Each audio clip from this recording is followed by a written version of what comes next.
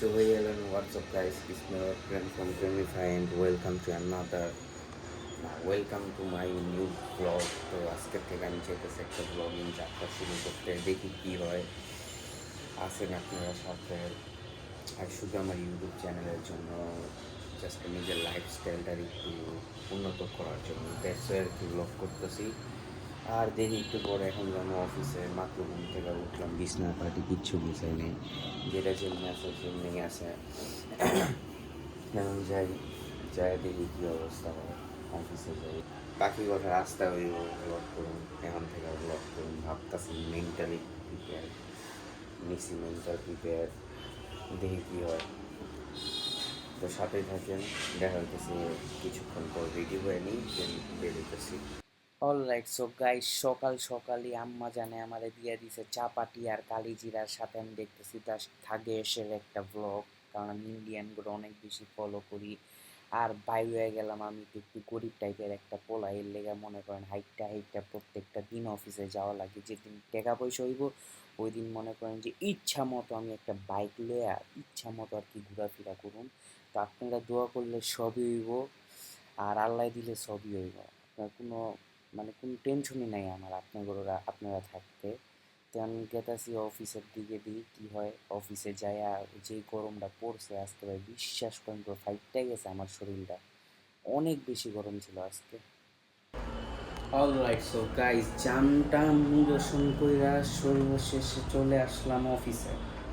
And অফিসে আসার পর ফার্স্ট আমি আসছি, অবভিয়াসলি আমি আইসা আর কি গেটগুলো ওপেন করলাম, দেন অফিসে এন্ট্রি করলাম। দেন এখন ল্যাপটপে কিছু কাজ টাজ আছে, সেগুলো আর কি শেষ করতে হইব। শেষ করার পরে দেখি লাঞ্চ টাইম হয়ে যাবে। এর ভিতরে যদি লাঞ্চ টাইম হয়ে যায়, সেক্ষেত্রে আবার লাঞ্চ করতে আজকে মনে হয় না যাইতে পারবো, পকেটে টাকা পয়সা নাই, দ্যাটস কন্টেন্ট বানাইতেছি। অ্যান্ড অলসো আমি আর কি বেসিক্যালি আমি চাইতেছি যে এমন একটা কন্টেন্ট ভিডিও বানাবো আর কি, চ্যালেঞ্জ নিয়ে, যে আজকে চ্যালেঞ্জ এটা করবো। তো এরকম আর কি এই টপিকের এই সংক্রান্তে আর কি ভিডিও বানাবো। আমি দেখি, আমি জানি কন্টেন্ট ক্রিয়েশনের জার্নিতে আমি ফার্স্ট টাইম। অ্যান্ড আমার একটা গেমিং চ্যানেল আছিল, গেমিং চ্যানেলে আমি গেম আপলোড করতাম, গেম খেলতাম, গেমের ভিডিও ডালতাম। বাট একটা সময় একটা মোমেন্টে যে আমি আর গেম টেম খেললাম না, সব কিছুই আর কি বাদ দিয়ে দিলাম। মানে কী যে একটা পরিস্থিতি হয়েছিল। ছোটোর থেকে আমার স্বপ্ন ছিল আর কি বেসিক্যালি যে কন্টেন্ট ক্রিয়েশন করবো, ব্লগ করবো, গেম টেম খেলবো, গেমার হওয়া, বেসিক্যালি গেমার হওয়া। গেমার হইতে গেলে ভালো কোয়ালিফিকেশনের পিসি লাগবো, এইটা ওইটা সেটা আগেরা বাগেরা মনে সব কিছু মিলে একটা ঝাঁঝা বড় অবস্থা, ঠিক আছে। কিন্তু এত কিছু তো আর মেনটেন করতে পারবো না, বুঝতেই পারতেছি আমি গরিব ঘরের পোলা। আমি আব্বা জানে আমার যথেষ্ট পরিমাণে হেল্প করে, বাট তাও আর কি আছে না একটা যে নিজের স্ট্যান্ড অনুসারে কাজ করতে হবে। দেখি এখন আমি চাকরি লাইফে ঢুকছি, আজ থেকে প্রায় অলমোস্ট 3 বছর হয়ে গেছে চাকরি করতেছি। চাকরি করে জমায় একটা ফোন কিনছি। ফোন কিনানোর পরে ফোন দিয়ে আর কি ইচ্ছা ছিল যে কন্টেন্ট ক্রিয়েশন করুন। বাট যখন ফোন ছিল না তখন ইচ্ছা ছিল যে একটা ভালো ফোন হলে কন্টেন্ট ক্রিয়েশন বানানো। যখন একটা ভালো ফোন হইলো তখন ইচ্ছা ছিল একটা ভালো একটা ল্যাপটপ হইলে আর কি ভিডিও টিডিও এডিট করতে সুবিধা হইব, তখন কন্টেন্ট বানানো। ভালো ল্যাপটপ হইছে দেন না আর কি মনে করেন যে মাথার ভিতরে যে কী একটা ভূত ঢুকলো। আনফর্চুনেটলি কন্টেন্ট ক্রিয়েশনের উপরে আমার পুরো একটা মনোবলই হারায় গেল। তেমন সব কথার উপেক্ষা করে আবার চালু করলাম, আবার জার্নি শুরু করলাম। এখন দেখি কী হয়, আপনারা সাপোর্ট করেন। এটা আমার ফর দ্য ফার্স্ট ব্লগ। আমি চ্যালেঞ্জ টাইপ ভিডিও বানাবো, যে টানায় 7 দিন ভিডিও বানাবো। দেখি আর কি কীরকম অভ্যাসে নাকি বলে অনেকের পরিণত হয়, আমার ক্ষেত্রেও কি সেম হয় নাকি, আমিও সেটাই দেখব। তো এই 3 বছরে মনে করেন যে যখনই আর কি বাসার থেকে বের হইলাম, রিয়েল লাইফটা জীবনযাপন শুরু করলাম, রিয়ালিটি চেকের উপরে রিয়ালিটি চেক পাইতেছি। লাইফে তো কোনো ফ্রেন্ড নাই, যাওয়া ছিল এলাকার কয়েকটা ফ্রেন্ড, এমন কোনো কাজ করছে যার ফলে আর কি আমার ওদের প্রতি আর কি মনোবল হারায় জায়গা। ওদের আর কি আমি সামনে দেখলেও কীরকম জানি লাগে, বুঝছেন। তো দ্যাটস আর কি ওদের সবাই আর কি বাদ দিয়ে দিছি। এখন নিজের লাইফ নিজে লিড করতেছি, নিজের ইচ্ছা অনুসারে লিড করতেছি, দেখি কী হয়। একটা বেস্ট ফ্রেন্ডও বানাইছিলাম, বাট আনফর্চুনেটলি একটা এমজি এর জন্য আর কি আর কি চলে যাওয়ার মতোই অবস্থা। দেখি যদি ওই আবার আসে ওর ইচ্ছা অনুসারে, অলওয়েজ ওপেন, ওর লেগা অলওয়েজ আমার দরজা খোলা। তো যাই হোক আর কি, থাকেন, আমার জন্য দোয়া করেন, আমি যাতে ভালোভাবে ভিডিও টিডিও বানাইতে পারি, বিনোদন দিতে পারি আপনাদেরকে। আমার শখ আছিল অনেক জায়গায় এক্সপ্লোর করা, ঘোরার। ইভেন তো এবার আমি রাঙামাটিতে গেছি, কিন্তু কয়েকটা ব্যাড বাস মোমেন্টের জন্য আর কি কন্টিনিউ করতে পারিনি ব্লগটা। দেখি কয়েকটা ক্লিপস শেয়ার করবো না রিলসের মাধ্যমে। আর যেহেতু এটা আমার ফার্স্ট ব্লগ, বেশি কথা বলে ফেলাইতেছি, আমি জানি আপনাদের সাথে কথা বললে মনটা হালকা হইব। এবারে আর কি কারোর সাথে তো তেমন কিছু বলার নাই, ওইরকম মানুষও নাই যে কথা শেয়ার করবো। যাই হোক, তো থাকেন, সাথেই থাকেন, দেখেন কী করি না করি।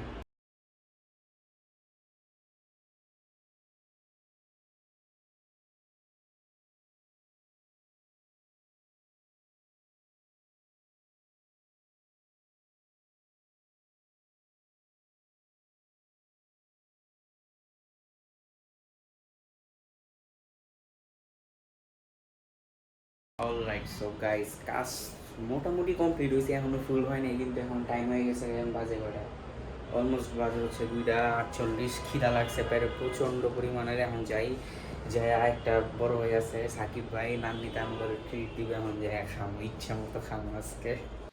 আর এই যে হইল গাইস বিখ্যাত নান্নি বিরিয়ানি হাউস, এটা হচ্ছে মতিঝিলের সেরা নান্নি বিরিয়ানি হাউস। নান্না বাট একটু ইকাল লাগাই দিছে, দ্যাটস ওয়াই এটার নাম হয়ে গেছে নান্নি বিরিয়ানি হাউস। এটা হচ্ছে ঠিক একবারে মিড লাইফের অপোজিট সাইডে একটা বেস্ট একটা biryani. Alright, so guys, finally lunch করে চলে আসলাম আমার অফিসে। বাইরে আজকে এত পরিমাণের গরম পড়ছে, যেটা মনে করেন যে বলার মতো না। মানে এই গরমের ভিতরে বাইরে যায় আর খাওয়া দাওয়া করা ইটস কোয়াইট হ্যাসেল, বুঝছেন? মানে বাসার থেকে খাবার আনলে তো এইখানে আমাদের অফিসে প্লেট আছে, সব কিছুই আছে, ওইখান থেকেই খাওয়া যায়। কারণ বাসার থেকে খাবার না আনলে কিংবা কেউ যদি ট্রিট দিতে বাইরে নিয়ে যায়, সেক্ষেত্রে মনে করেন যে একবারে খাইটা যায়। বাইরে অবস্থির গরম, এইখানে খুব ঠান্ডা লাগতেছে, এসিটা ছাড়ার পরে দৌড়ে এসে বসছি আবার। তো কাজ শেষ করার পরে আবার দেখো, ওই যদি সন্ধ্যায় কথাবার্তা হয় তাইলে আবার কথাবার্তা যদি হয়, কেউ যদি আসে তাহলে আবার কথাবার্তা হয়, তো দেখি কী হয়।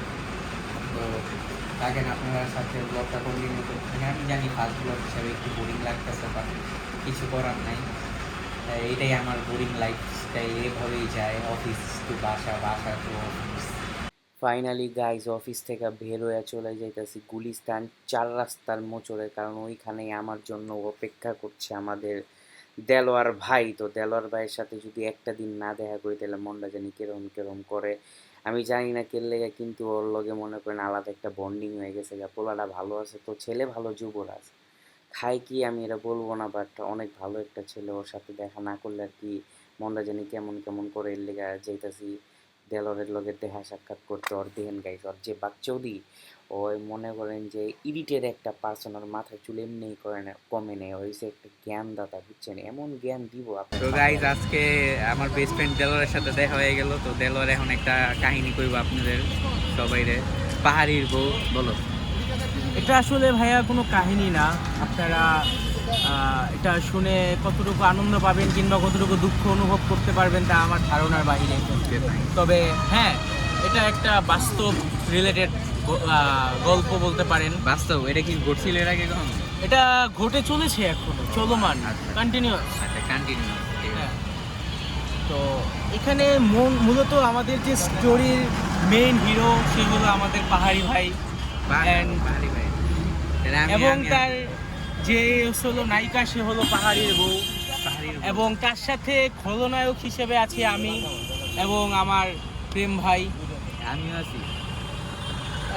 এত পাহাড়ির বউ, আসলে পাহাড়ি মানে তো আমরা বুঝি এক প্রকার খুবই পবিত্র মনের মানুষ। তবে আমার সে পাহাড়ি ভাই ছিল এক নম্বরের ভাউরা।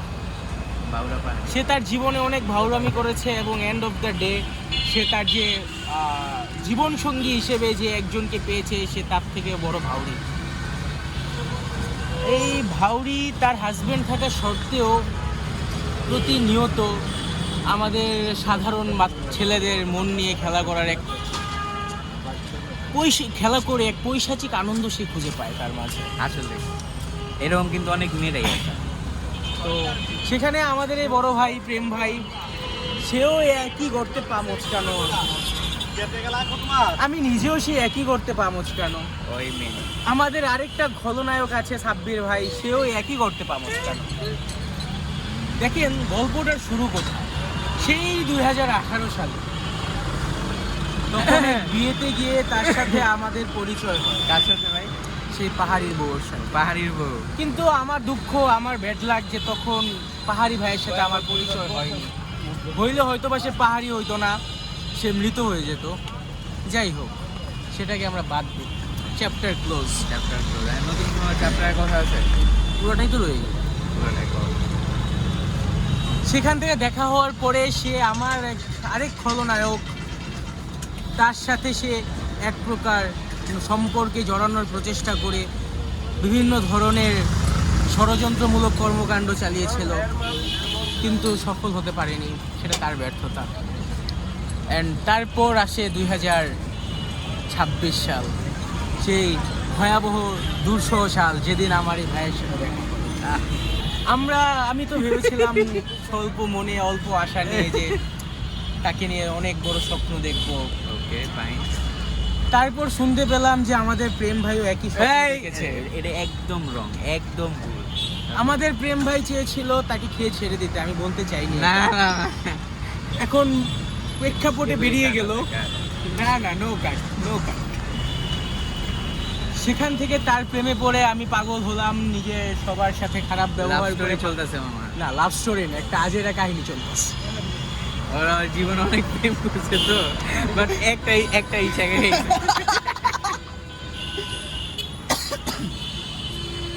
তো সেই পাহাড়ির বউ একে একে করে প্রত্যেকটা ছেলের সাথে সে গেম খেলার চেষ্টা করে, এবং কিছু কিছু ক্ষেত্রে সে সফলও হয়। যেমন আমাদের সাব্বির ভাই এখনো সে গর্তে হাবুডুবু খাচ্ছে, অল্প অল্প বিন্দু বিন্দু জল খাচ্ছে। সাব্বির এর আগে একটা বিশাল গর্ত ওর ওদিকটা একটা কিনার দেওয়া বাইর হয়ে গেছে।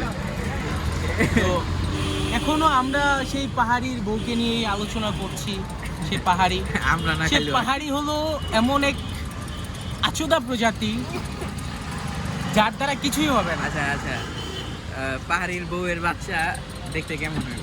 পাহাড়ির বউয়ের বাচ্চা তো আমি শিওর অর্ধেক হবে আমার মতো আর অর্ধেক হবে প্রেম ভাইয়ের মতো। আর হ্যাঁ, ওই যে টুনটুনের সাইডটা হয়তো সাব্বিরের মতো হইতে পারে, জিম করা। জিম করা।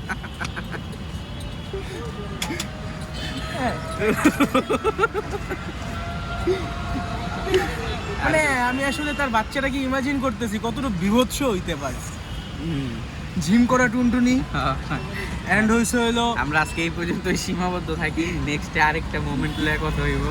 পাহাড়ির বউয়ের চ্যাপ্টার এই জায়গায় ক্লোজ, এই পর্যন্তই শেষ পাহাড়ির বউ। হ্যাঁ ফাইন। অলরাইট, সো গাইস চলে আসলাম ফাইনালি বাসায়। অ্যান্ড বাসায় আসার পর আমি খুব বেশি ক্লান্ত হয়ে গেছি, কারণ আজকে অনেক বেশি প্যারায় আসছিলাম। মানে অফিসে গেছি, এলাকায় যে আড্ডা মাড্ডা দিয়েছি, দেন হচ্ছে গিয়ে বাসায় আসছি। বাসায় এসে ছোটো ছোটো ভাই বোনরা এসে, খালাতো ভাই বোন, তো ওগুলো একটু খেলাধুলা করছি, পুরো টায়ার্ড হয়ে গেছি। দেন হচ্ছে গিয়ে আমি একটু সাউন্ড বক্সে গান শুনতেছিলাম, গিটার প্র্যাকটিস করতেছিলাম। আর এর ভিতরে আমার উপরের fan, he is fully dead, ঠিক আছে?